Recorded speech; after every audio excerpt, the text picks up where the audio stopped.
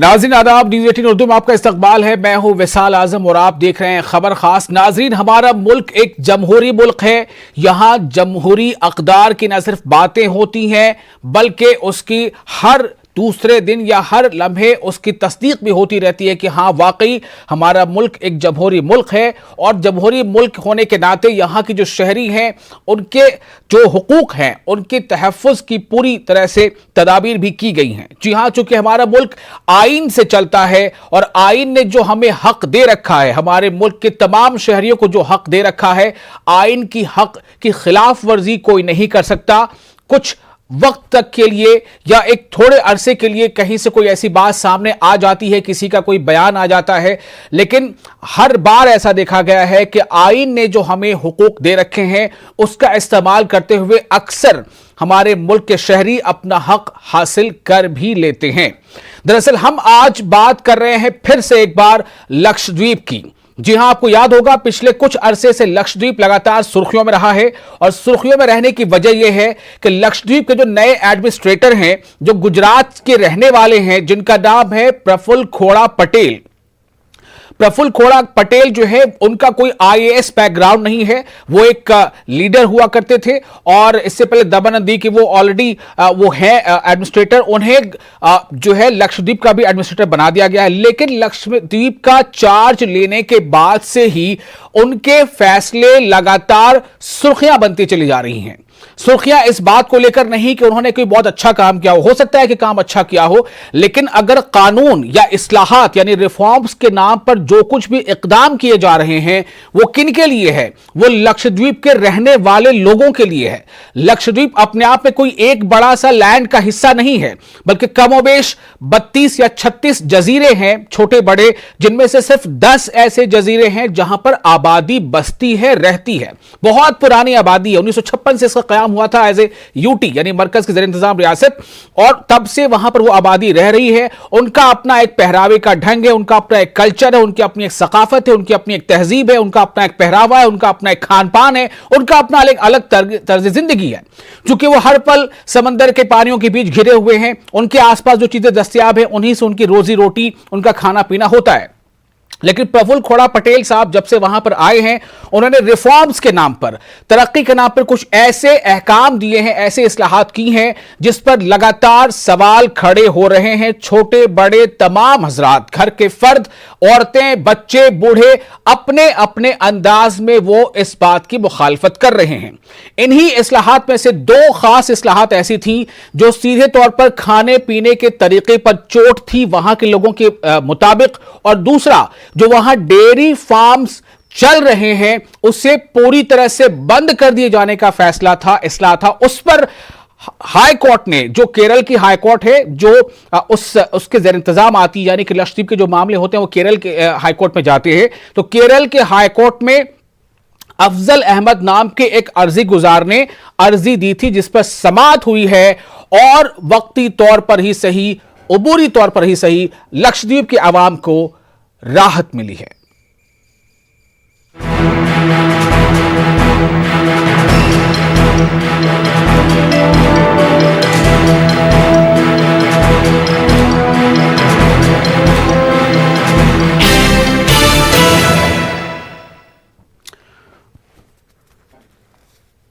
तो नाज़रीन, इसी पर आज हम खास तौर से गुफ्तगू करेंगे। कई ऐसे मामले हैं जिस तरह से वहां पर एक हुंडा एक्ट बताया जा रहा है, वो लाया गया है जिसकी लोग खिलाफ वर्जी कर रहे हैं।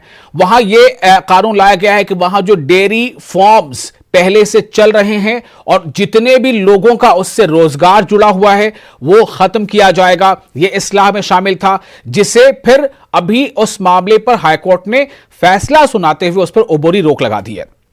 तो केरल की हाईकोर्ट ने दो मामलों पर अबूरी रोक लगाई है। एक मामला है कि स्कूलों में जो मिड डे मील दिया जाता था, तो मिड डे मील में से मीट यानी गोश्त को परोसे जाने को इन्होंने अपने रिफॉर्म्स के नाम पर, तरक्की के नाम पर उसे बंद करा दिया था। इनके इस्लाम में यह शामिल था, इनका फैसला यह था एडमिनिस्ट्रेटर प्रफुल्ल खोड़ा पटेल का कि मिड डे मील में गोश्त यानी चिकन या गोश्त की जो दूसरी अकसाम है वो नहीं परोसी जाएंगी।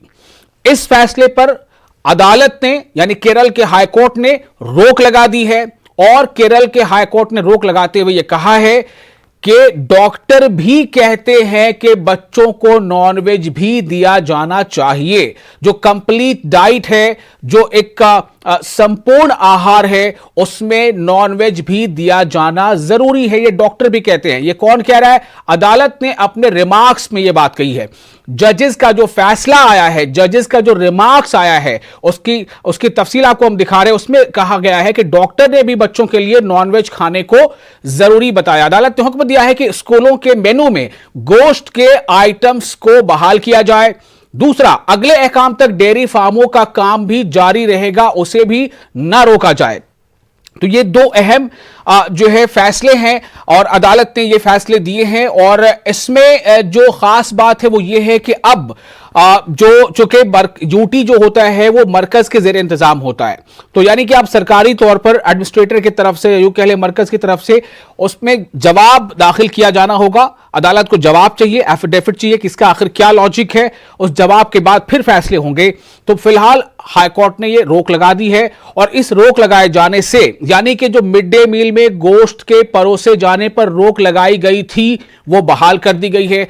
गोश्त यानी मीट और मीट के आइटम्स मिड डे मील में अब फिर से दिए जाएंगे।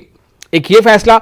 दूसरा जो हाईकोर्ट ने कहा है कि जो डेयरी फार्म्स जो वहां पहले से चल रहे हैं, जाहिर है वहां पर लक्षद्वीप में कोई बहुत बड़ा कोई इंडस्ट्रियल एरिया नहीं है, वहां पर डेयरी जो है वो वहां के लोगों के रोजगार का एक अहम जरिया है, फिशरीज और डेयरी। तो डेयरी पर जो प्रफुल्ल खोड़ा पटेल है, जो वहां के एडमिनिस्ट्रेटर लक्षद्वीप के, उन्होंने कहा था कि जो यहां के लोकल डेयरी फार्म्स है इसे बंद किया जा रहा है। जो वहां के लोगों का कहना था कि अब जो कॉरपोरेट सेक्टर हैं, दूसरी बड़ी कंपनियां हैं, उनके प्रोडक्ट्स वहां पर बेचे जाएंगे। क्यों? इसलिए कि प्रफुल्ल खोड़ा पटेल साहब का कहना था कि यहां पर हमें टूरिज्म को बढ़ावा देना है और जो इसमें तरक्याती काम करने हैं। तो इस पर सवाल किया गया था कि आखिर टूरिज्म या तरक्याती कामों से इसका क्या रिश्ता है कि आप डेयरी को बंद कर दें या आप मिड डे स्कूल में यहां के लिए जो नॉनवेज का होना यानी नॉनवेज का भी होना जरूरी है उसे आप बंद कर दें। इस पर अदालत ने सवाल उठाया है। हमारे साथ इस वक्त कई खास मेहमान जुड़ रहे हैं जो इस खास प्रोग्राम में हमारे साथ शामिल रहेंगे, उनसे हम बातचीत करेंगे। हमारे साथ है डॉक्टर मुनीर मानिकफन, जो वाइस चेयरपर्सन है मिनिकॉय पंचायत लक्षद्वीप के। लक्षद्वीप, जैसा मैंने आपको बताया कि तकरीबन कमोबेश 30 से जायद जजीरों का एक ग्रुप है। तो वो जो है उसमें से एक जो है वो है मिनिकॉय।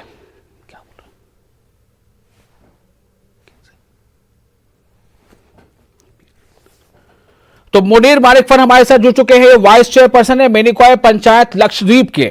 और हमारे साथ जुड़ेंगे खुर्रम अनीस उमर, जो नेशनल सेक्रेटरी हैं इंडियन यूनियन मुस्लिम लीग के। हमारे साथ अजमल अहमद भी जुड़ेंगे। हम पूरी कोशिश कर रहे हैं जो अर्जी गुजार है, जिनकी अर्जी पर यह फैसला दिया गया, और हनीफ अली भी और शुभेंदु अवस्थी हमारे साथ जुड़ेंगे बीजेपी के तर्जमान की हैसियत से। आप तमाम लोगों का बहुत बहुत इस्तकबाल है। सबसे पहले क्या हमारे साथ अजमल अहमद जुड़ चुके हैं? आपको मेरी आवाज मिल रही है? तो हम रुख करते हैं पहले डॉक्टर मुनीर मानिकफन का, जो नायब चेयरपर्सन है मिनिकॉय, जो एक जजीरा है। मिनिकॉय लक्षद्वीप के जजीरों में से एक है, मिनिकॉय पंचायत लक्षद्वीप से। डॉक्टर मुनीर साहब, मैं आपसे जानना चाहता हूं कि अदालत के इस फैसले को लक्षद्वीप की अवाम और आप किस तरह से देखते हैं? हाँ, लक्षद्वीप के मैं लक्षद्वीप जैसे बताया गया, लक्षद्वीप तो जजीरे हैं जहाँ 10 आइलैंड्स में इनहैबिटेड है। उसमें एक आइलैंड है मिनिकॉय और वहाँ के पंचायत की वाइस चेयरपर्सन हो जी। तो अभी लक्षद्वीप के लोग हर एक या औरत हो या मर्द हो, हर एक बहुत उम्मीद से जो ऑर्डर कल निकाला गया वो केरला के ऑनरेबल हाई कोर्ट में बहुत उम्मीद से सब देख रहे हैं। क्योंकि जो भी रेगुलेशंस या जो भी रिफॉर्म्स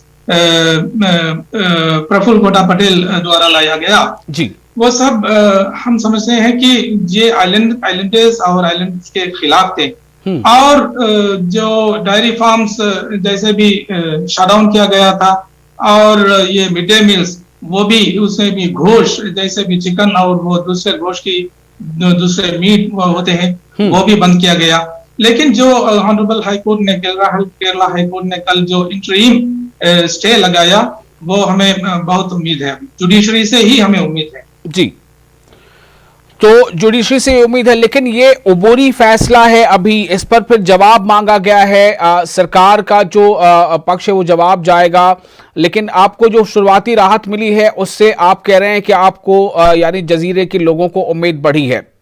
हमारे साथ शुभेंदु अवस्थी भी हैं बीजेपी से, हम उनके पास भी जाएंगे, लेकिन पहले रुख करते हैं IUML यानी इंडियन यूनियन मुस्लिम लीग के लीडर खुर्रम अनीस उमर का। खुर्रम साहब, आपका इस्तकबाल है। किस तरह से इस फैसले को देखते हैं? केरल के हाईकोर्ट ने जो फिलहाल इंटरिम स्टे लगाया है 2 फैसलों पर कि मिड डे मील में मीट जो है पहले परोसा जा रहा था वो अब भी परोसा जाए, और रिमार्क्स दिया है अदालत ने कि जो MDSM यानी मिड डे स्कीम, जो मिड डे मील स्कीम की जो बैठक हुई थी 2020-21 का जो बजट तय हुआ था उसमें एक डॉक्टर भी शामिल थे और उसमें इसका प्रावधान था, तजवीज थी कि मीट जो है मिड डे मील में शामिल किया जाए। डॉक्टर भी कहते हैं कि बच्चों को मीट दिया जाना चाहिए। रिमार्क है अदालत का, जज का रिमार्क है। मैं आपसे जानना चाहता हूं कि इस फैसले को आप किस तरह से देख रहे हैं? नहीं, ये बड़ा वेलकम मूव है अदालत की तरफ से, और हमें खुशी है कि अदालत ने इस बात को समझा। न सिर्फ ये मिड डे मील वाला मामला है, बल्कि डेयरी फार्म्स को भी जो बंद करने वाला मामला है उस पर भी अदालत ने जो स्टे लगाया। और जैसा कि पहले ये बात हो चुकी है कि हमें इस सरकार से तो कोई उम्मीद नहीं है। इन साहब को जो बीजेपी ने थोपा है लक्षद्वीप के ऊपर, ये ना कोई एडमिनिस्ट्रेटर है ना IAS हैं, ये पॉलिटिकल अपॉइंटी हैं और ये अपने एक एजेंडे के साथ आए हैं। और इसके तो हम मजम्मत पूरी तरह कर ही रहे हैं कि कोई आदमी जो इसका अहल ही नहीं है, जो एडमिनिस्ट्रेटर ही नहीं है, जिसके पास कोई एडमिनिस्ट्रेटिव ट्रेनिंग नहीं है, उस आदमी को वहां बिठा दिया उन्होंने। और ये अपने आप में एक प्रेसिडेंट, उन्होंने गलत प्रेसिडेंट खड़ा कर दिया है बीजेपी सरकार ने, जिसको कि बिल्कुल पूरी तरीके से हर आदमी को मजम्मत करनी चाहिए कि जो इसको आता ही नहीं काम करना वो क्या काम करेगा वहां पर। तो इससे सुप्रीम कोर्ट का, केरला हाई कोर्ट का फैसला हम बिल्कुल उसका स्वागत करते हैं, और ये हमें लगता है कि हमें कोर्ट से ही जजमेंट मिलेगा, सरकार से तो कोई उम्मीद है नहीं उस सिलसिले में। जी, तो ऐसे और कई मामले हैं जिस पर सवाल था, लेकिन मैं उससे बाद में जाऊंगा। फिलहाल मैं आपको फिर से बता दूं कि अजमल अहमद जो है वो पिटिशनर थे। हमारी कोशिश है कि उनको हम फोन लाइन पर जोड़ें। अजमल अहमद हमारे साथ जुड़ेंगे कुछ देर में, और उनकी अर्जी पर, उनके इस पिटिशन पर जो वकील थे उन्होंने इस बात को आगे कोर्ट पे रखा था। और S मणि कुमार और जो जज है उनका नाम है दूसरे न्यायमूर्ति जो है शाजी P चाली। तो जो चीफ जस्टिस हैं S मणि कुमार और दूसरे जो जज हैं जस्टिस शाजी P चाली, इनके जो बेंच है उसने ये फैसला दिया है। शुभेंदु अवस्थी साहब, मैं आपके पास आना चाहूंगा। कोई भी कानून वहां रह रहे लोगों के लिए बताया जाता है कि वो होता है, और जिस तरह से वहाँ के लोगों ने इसके खिलाफ एक आवाज़ उठाई थी कि डेवलपमेंट के नाम पर बहुत सारे फैसले किए जा सकते थे, लेकिन जो सदियों से यहाँ पर चला आ रहा है डेयरी फार्म, उसको बंद करने के पीछे आखिर क्या फ़ायदा, मतलब वजह हो सकती है? उससे कई लोग बेरोजगार हो गए। मिड डे मील में जो नॉनवेज दिया जाता था उसे बंद करने का फैसला था। इन 2 फैसलों को हाईकोर्ट ने इस पर एंटरिम जो स्टे लगा दिया है। आप क्या कहना चाहेंगे इस पर? कि जब हमारा पीछे भी आपके साथ डिबेट हुआ था इसी टॉपिक के ऊपर, और उस पे वहाँ के जो लोकल लोगों ने इस पे ऑब्जेक्शन किया था, तो ये उस दिन ये भी मैंने आपको चैनल के माध्यम से बताया था कि दूसरी तीसरी मीटिंग जुलाई के फर्स्ट वीक में है। In the meanwhile in order के ऊपर यदि किसी ने ऑब्जेक्शन किया है और हाईकोर्ट पे गए हैं, तो हाईकोर्ट हमारा एक जस्टिस सिस्टम है भारत संविधान का, और वो उसने यदि इसके ऊपर स्टे लगाया है तो ठीक है, हम उस पे वहां पे हाईकोर्ट में अपने जो व्यू पॉइंट है उसको बताने की कोशिश करेंगे जी। और यदि हम उनको नहीं बता पाए और जजमेंट नहीं हुआ, तो वहां का जो एडमिनिस्ट्रेशन है वो यदि सुप्रीम कोर्ट में लेना चाहेगा तो वहां पे जाएगा। मिड डे मील में मीट होना चाहिए नहीं होना चाहिए, एक बहुत बड़ा डिबेट है और वर्षों से होता आ रहा है। हमारे दिल्ली और बाकी नॉर्थ इंडिया में कहीं पे भी मिड डे मील्स में, भारत में लक्षद्वीप के अलावा बहुत कम स्टेट्स हैं जहां पे मिड डे मील्स में बच्चों को मीट दिया जाता है, क्योंकि मीट की शेल्फ लाइफ बहुत कम होती है, उसको यहाँ से दूसरे स्थान पे ले जाना मुश्किल है। ऐसा कुछ रीजन रहा होगा। जहां तक डेयरी फार्म की स्थितियां हैं, डेयरी फार्म में केवल गवर्नमेंट की जो डेयरीज हैं उस पे बात हो रही है, सभी डेयरीज के ऊपर बात नहीं हो रही है। और गवर्नमेंट की डेयरीज में गाय पुरानी हो गई है, काम नहीं हो रहा है, लॉसेस हो रहे हैं, इसलिए उसको प्राइवेटाइज करने के लिए, उसको रिनोवेट करने के लिए पुराना सिस्टम खत्म किया जाए। पर चूंकि यह मैटर जज के अंडर में है, जस्टिस के कहते कोर्ट के अंदर में है, हमको और आपको इस पे स्टेटमेंट नहीं देना चाहिए। जी, अब मैं अजमल अहमद हमारे साथ जुड़ चुके हैं क्या? अजमल अहमद से हमारी कोशिश होगी बात करने की। डॉक्टर मुनीर मानिक खान, मैं फिर से एक बार आपके पास आऊंगा कि ये दो मामले ऐसे हैं, अभी हमने बीजेपी के लीडर को सुना, उनका कहना है कि चूंकि मामला अब सब जुडिस है और हाईकोर्ट ने अगर उस पर रोक लगाई है तो वो भी अपने कानूनी इख्तियारात का इस्तेमाल करते हुए उन्होंने किया है, लेकिन इसके आगे अभी कानूनी प्रोसेस अभी और आगे तक जाना है। अगर जो फैसला वहाँ एडमिनिस्ट्रेशन का है और उन्हें लगता है कि वो अपने फैसले में जो है वो सही हैं, तो वो अब जाएंगे, वो उसका जब पहले तो जवाब दाखिल करेंगे, फिर इसके बाद सुप्रीम कोर्ट का भी एक ऑप्शन है सामने। लेकिन मैं आपसे जानना चाहता हूं कि आप लोग के नज़र में आगे इसकी लड़ाई अब कैसी होने वाली है? जिस तरह से हाईकोर्ट से आपको लगता है कि फिलहाल एक राहत मिली है, लेकिन चूंकि ये परमानेंट नहीं कह सकते, ये इंटरिम अभी इस पर स्टे लगा है, आगे क्या आप इस बारे में बहुत आश्वस्त हैं? आर यू कॉन्फिडेंट कि आगे भी आप इसमें कामयाबी हासिल करेंगे? हाँ, जैसे भी कहा गया है कि यहाँ भी ये मैटर इज सब जुडिस है, केरला ऑनरेबल हाई कोर्ट में सब जुडिस है, और जो मिला है इंटरिम ऑर्डर है वो हमें राहत मिली है, वो परमानेंट जजमेंट या ऑर्डर पास नहीं हुआ है। लेकिन हम अभी 2 हफ्ते के बाद एडमिनिस्ट्रेशन के साइड में जो उसका काउंसिल उसका सबमिशंस रखेगा, और हमको भी उसको अभी आगे ये दावा करना है, साबित करना है कि हमने ये एडमिनिस्ट्रेशन को या अब हाईकोर्ट को भी हमारा काउंसिल बताया कि ये जब से मिड डे मील शुरू हुआ है तभी से ये मेनू जारी है। और वहाँ जैसे मालूम है कि लक्षद्वीप जो जजीरा है वो केरल से या मेनलैंड से आइसोलेटेड है, अलग है, और ये उसको मेलनरिशमेंट से बचाने के लिए उसको ये पोषक आहार के लिए उसको मीट, चिकन, उसमें मीट है, चिकन है, वो बिल्कुल इसमें होना चाहिए। और वो एडमिनिस्ट्रेशन ने जो दावा लगाया कि उधर फिश मिलता है, बहुत ज्यादा मिलता है, लेकिन एक बात मैं आपको बताना चाहता हूँ कि मानसून जो स्टार्ट हो रहा है जून से लेकर सितंबर, ये 4 महीना बिल्कुल मानसून में फिश नहीं मिल रहा है, और 45 डेज 45 दिन वो फिशिंग बाहर समंदर में जाके फिशिंग को भी रोके। और ऐसे हालात में तो बिल्कुल ये 4 महीने मानसून के 4 महीने में बिल्कुल ये फिश मछली मिलने की बिल्कुल हमें बिल्कुल नहीं मिलेगी। और इसीलिए जो एडमिनिस्ट्रेशन ने जो दावा लगाया है, जो दावा रखा है, बिल्कुल बेबुनियाद है। और जो आगे की बात है, हाँ, हम लक्षद्वीप के लोग हमारे हक के लिए, हमारे कल्चर, हमारे ट्रेडिशंस ये प्रिजर्व करने के लिए हमने आवाज उठाया है। बिल्कुल ये बात नहीं है कि सरकार के खिलाफ है, लेकिन हमारे हक, हमें ये जीने के हक, हमारे वो कल्चर प्रिजर्व करने के हक हमें मिलना चाहिए। और ये जो अभी सेव लक्षद्वीप फोरम आगे सब चला रहा है, और लक्षद्वीप बार एसोसिएशन, दोनों मिलके ये केस आगे लड़ेगा, और वो जब बाकी सब मालूम वो ही बता सकेगा। जी, मैं जरा यहाँ पे एक बात कहना चाहूंगा कि जो अर्जी गुजारे, जो पिटिशनर है, उनकी तरफ से ये कहा गया था कि ये इल्जाम था कि सुधार यानी रिफॉर्म्स के नाम पे ये भारत का जो आईन है उसके दफा 19 और 300A के तहत जातीय संस्कृति, विरासत, खाने पीने की आदत और जो शहरी हैं उनके अपने हुकूक जो है मिले हुए, उसका ये वायोलेशन है, जो इस पे एक जो बात कही गई थी पिटिशन में।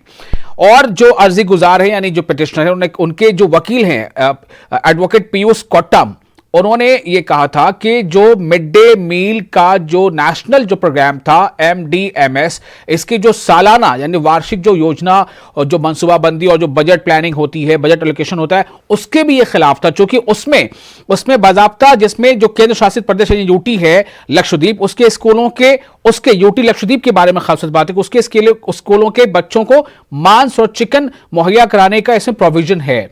तो जब वो सब कुछ है तो फिर ये जो रिफॉर्म्स है ये सही नहीं है। ये कोर्ट में बात उन्होंने जो वकील हैं उनके रखी थी। मैं एक बार फिर से आऊंगा IUML के जो हमारे साथ नेशनल सेक्रेटरी हैं खुर्रम अनीस साहब।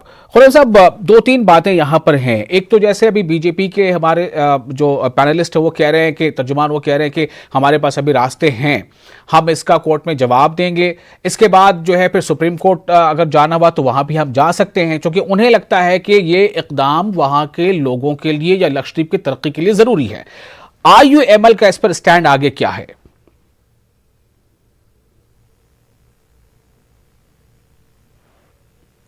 खुर्रम साहब, आपको मेरी आवाज मिल रही है?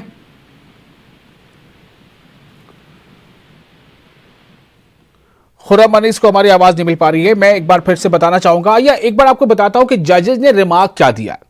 बताता हूं, मेरे पास वो ग्राफिक्स के जरिए मैं बताना चाहूंगा कि जजेस का जो फैसला था उसमें रिमार्क्स जजेस ने क्या दिया है। ये आप देखिए स्क्रीन पर। और इसमें जो सबसे अहम बात यह है कि इसमें जो दो जजों की जो बेंच थी, इसमें chief justice S Pandey Kumar थे और दूसरे जो जस्टिस शाजी P चाली। जजेस के जो फैसले हैं उसके उन्होंने रिमार्क जो दिया है वो मैं आपको बताना चाहता हूं कि वो क्या है। उसमें यह कहा गया है कि डॉक्टर ने भी बच्चों के लिए नॉनवेज खाना जरूरी बताया, ये जज कह रहे हैं। जजों ने कहा है कि अदालत ने हुक्म दिया है कि स्कूलों के मेनू में गोश्त के आइटम को बहाल किया जाए। जजेस ने कहा है कि अगले अहकाम तक डेयरी फार्मों का कामकाज भी जारी रखा जाए। ये अहम पॉइंट है जजेस के रिमार्क्स के। और इसमें मैंने दो नाम आपको लिया, दोनों की तस्वीरें स्क्रीन पर आपको हम दिखा रहे हैं। इस पे चीफ जस्टिस केरल हाईकोर्ट के S पांडे कुमार हैं, S पांडे कुमार, और दूसरे हैं जस्टिस शाजी P चाली। खुर्रम साहब, आपको मेरी आवाज मिल पा रही है? जी, मिल रही है। जी, मेरा सवाल यह था कि जो हमारे बीजेपी के पैनलिस्ट हैं उनका यह कहना है कि जो एडमिनिस्ट्रेशन को लगता है कि लक्षद्वीप की तरक्की के लिए जरूरी है वो इकदाम उठाए गए। मामला कोर्ट में पहुंचा है, ठीक है, मामला अभी सब जुडिस, लेकिन अभी हमारे पास रास्ते खुले हैं। IUML के लिए मैं जानना चाहता हूं कि आपकी आगे स्ट्रैटेजी क्या है, इसको किस तरह से आप कहां तक दिफा करेंगे इसका, क्योंकि और भी कुछ मामले हैं जैसे गुंडा एक्ट है या जो और लैंड रिफॉर्मेशन उसमें है। विशाल भाई, अंग्रेजी की कहावत है, do not try to fix something which is not broken. यहाँ ये बीजेपी वाले अपने जो भी इनका मकसद है, जो भी हिडन एजेंडा है, एक जगह, एक सुकून की जगह हिंदुस्तान में है ना, जहाँ वहाँ झगड़े होते हैं, ना वहाँ क्राइम होता है, एक छोटे से ट्राइबल एरिया है जिसके अंदर लोग सुकून से रह रहे हैं जी, वहां जाकर उसको डिस्टर्ब करने का मकसद क्या है। जहां तक हमारा ताल्लुक है, IUML का ताल्लुक है, हमारे मेंबर पार्लियामेंट, हमारे लॉयर फोरम इस सिलसिले में जो कुछ भी लीगली कर सकते होंगे, जो कुछ भी लीगली, इनफैक्ट अभी भी मैं एक मीटिंग में बैठा हुआ था जहां इसी सिलसिले में डिस्कशन हो रहा था कि हमें कोर्ट्स को किस तरीके से अप्रोच करना चाहिए, कैसे अप्रोच करना चाहिए और क्या बेहतर तरीका हो सकता है। आप एक सिस्टम को बिगाड़ने पर तुले हुए हैं। आपने पूरे देश का सिस्टम बिगाड़ दिया। आज पूरे देश में हाहाकार मची हुई है, गरीबी से, महंगाई से, कोरोना से, उसको तो आप झेल नहीं पा रहे हैं, जिसके दावे बड़े बड़े हो रहे थे। पेट्रोल की कीमत 100 रुपए से ज्यादा सारे हिंदुस्तान में पहुंच गई, लोग रो रहे हैं, बिल्कुल बुरा हाल है, भूखे मर रहे हैं। और जहां सिस्टम को हाथ लगाने की जरूरत नहीं है, जो बेटर सिस्टम है, उसको आप बिगाड़ने खड़े हो गए। तो ये क्या मकसद है इस बात का? एक लक्षद्वीप के पीछे पड़ गए। पूरे देश को देखो भाई, अपने स्टेट्स को देखो, जो बीजेपी मैनेज स्टेट्स हैं, वहां लोग रो रहे हैं, वहां लोगों का बुरा हाल है, वहां क्राइम का बुरा हाल है। उसको देखने के बजाय ये इस तरह की हरकतें करने का क्या फायदा? और एक नाअहल आदमी को वहां बिठा दिया गया है, जो हम ये समझते हैं कि वो इस काबिल नहीं है, कि वो एक एडमिनिस्ट्रेटर नहीं है और उनके पास एडमिनिस्ट्रेटर होने की कोई सलाहियत भी नहीं। ये हमारा मानना है इस सिलसिले में। और चलिए, इस पर तो जो भी आलमल अपनी जो कानूनी इस पे कोशिश है वो जारी रखेगी।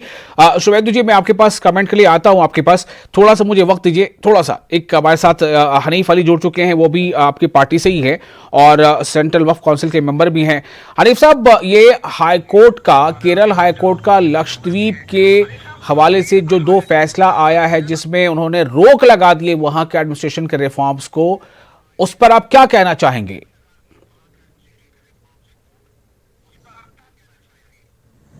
देखिए, आप वो तो कोर्ट के विषय है, उसमें तो कोई टिप्पणी करना ठीक बात नहीं है। आपका नजरिया क्या है? कोर्ट जो भी करेगा वो तो करेगा।